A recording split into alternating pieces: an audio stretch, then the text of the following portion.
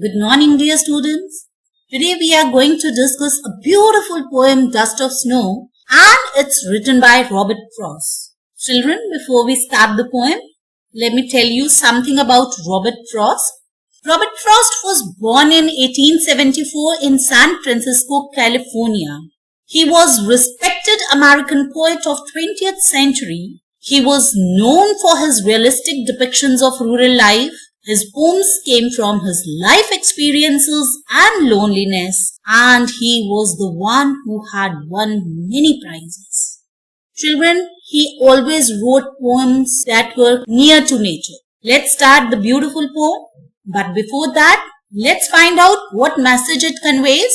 The poem Dust of Snow gives the message that the little things in life can make huge changes in future. It also shows that if we can take the hard times of life, eventually something will happen to change our situation into happier times. A little act of kindness can do wonders. This is the central idea of the poem. This poem consists of 2 stanzas. Let's study them in detail. The way a crow shook down on me, the dust of snow from a hemlock tree. Before explaining the stanza, I would like to discuss the meanings of difficult words. And here dust of snow means fine particles of snow. Particles of snow, they seem as if they are dust particles. Hemlock tree, a poisonous tree with small white flowers. This tree is usually a symbol of sadness, distress, and the poet has used this as a symbol. Children, it's a winter day. The tree tops are covered with snowflakes. The poet is upset and is sitting under a hemlock tree. Suddenly, a crow sitting on the tree shakes the tree, and the fine particles of snow from the tree fall on the poet. Poet was very sad. He was sitting under the hemlock tree, and when the crow sat, by chance the leaves of the tree shook, and thus particles of snow fall on the poet. Let's discuss the literary devices used in the stanza. Literary device means poetic device. First of all, rhyming scheme. What's the rhyming scheme in this stanza? Look at crow and snow. Both are similar, so we'll give it A. Then look at the last words in second and fourth line of the stanza, me, tree. So these are similar, they are rhyming, so we'll give it B. So the rhyming scheme here is AB, AB. Next literary device used is enjambment. You know, enjambment is continuing a line after the line breaks. That means no punctuation mark. Look at the first line and then second one, then third, then fourth. No punctuation, nothing is used. That means literary device enjambment is used here. Next is assonance. Assonance means when we use the vowel sound again and again in close proximity. Look here in shook, down and on. Vowel sound O is used again and again by the poet. So we can say assonance is used, and assonance is the repetition of similar vowel sounds takes place in 2 or more words in proximity to each other. This I have told. Shook, down, on, they are very close words. They are closer to each other, and the poet has used O vowel sound again and again. So we can say assonance is used. Has given my heart a change of mood and saved some part of a day I had rued. First of all, let's discuss the meanings of the difficult words. Change of mood means changed unhappy feelings into a happy one. Change of mood. The poet earlier was very unhappy. He was sad, he was depressed, but his mood changed and he became happy. Saved some part of a day. A part of the day became pleasant. That means now he has become happy and he has saved some part of the day. He didn't waste the whole day in remorse. Rather, now he is happy and going to enjoy the whole day that is left with him. Rude, making someone regret or feel sorry. Now children, the poet tells, the soft and cold touch of snow changes the poet's mood from sad to happy. He starts feeling soothed and refreshed. In this way, a simple movement proves to be very significant and saves rest of the day of the poet from being wasted and from being a regretful day. That means now the poet is going to enjoy the rest of the day he has left with. Let's discuss the literary devices that have been used in this stanza. First, rhyming scheme. Heart and part both rhyme together, so we'll write C for both these words. And mood and rude, they rhyme together, so we'll write DD. So the rhyming scheme that has been used, CD. Next literary device, enjambment. Again, enjambment is used here.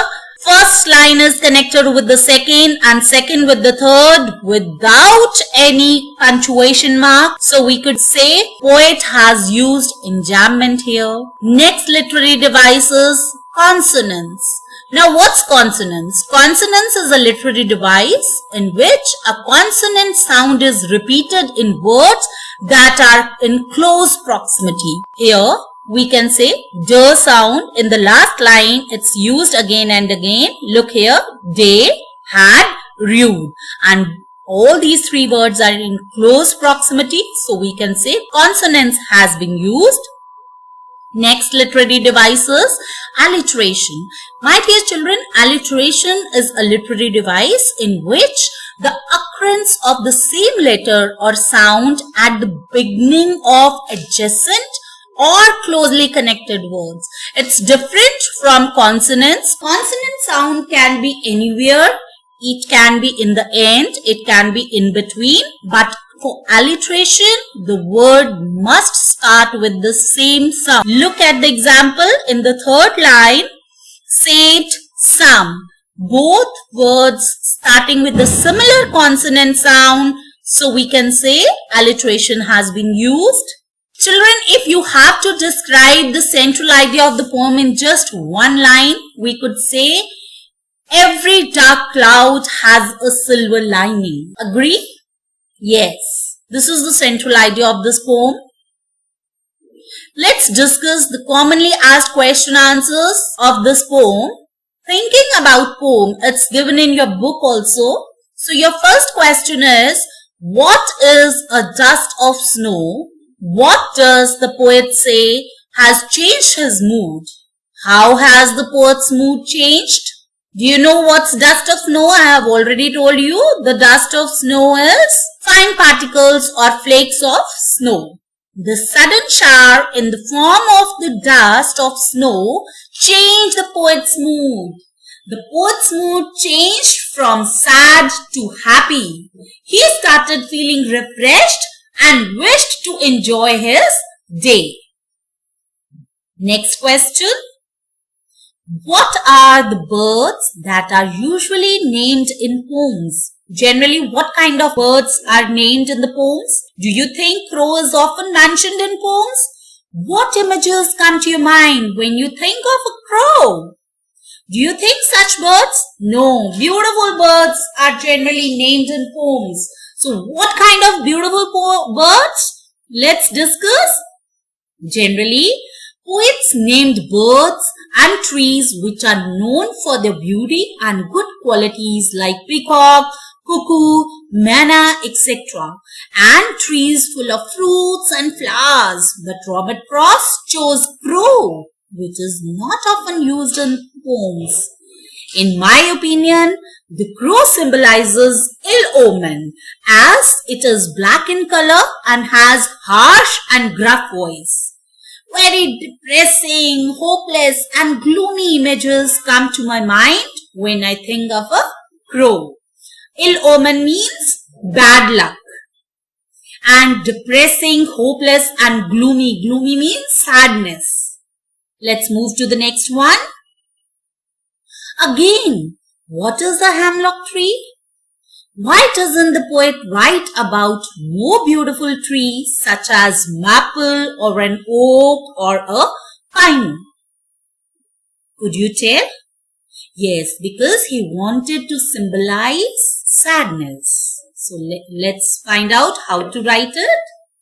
A hemlock tree is a poisonous plant with small white flowers. In my opinion, the poet doesn't write about beautiful trees like maple, oak or pine because he wants to depict his depressing or gloomy mood. If he would have used maple, oak or pine, obviously he couldn't symbolize sadness. So to symbolize sadness, he used hemlock tree. I hope it's clear. Let's move ahead. What does the hemlock or crow represent? Joy or sorrow? What does the dust of snow that the crow shakes off a hemlock tree stand for? Now children, I have already told you many a times that hemlock or crow here represented sorrow. The hemlock and crow represent the pain and agony sensed by the poet in this mundane world. The dust of snow that the crow shakes off a hemlock tree means the transition of the mood of the poet from sadness to joy or from pessimism to optimism. Pessimism means nirashavad se ashavad ki tarah. Next question. Have there been times when you felt depressed or hopeless? Have you experienced a similar moment that changed your mood that day? You have to write any of your experience. It's not whatever I am writing my experience. What gives me happiness? So I'm writing that. You could write anything you want. Yes, there have been countless times when I feel depressed or hopeless, either due to the attitude of others or maybe due to my own incompetence. Whenever I feel sad or depressed, I watch cartoon shows or comedy movies which instantly bring smile on my face and help me in changing my mood. This is how I feel happy. You could write your way. So that's all regarding the poem, children. Thank you for watching. Keep reading, keep exploring and have a nice day. Bye bye.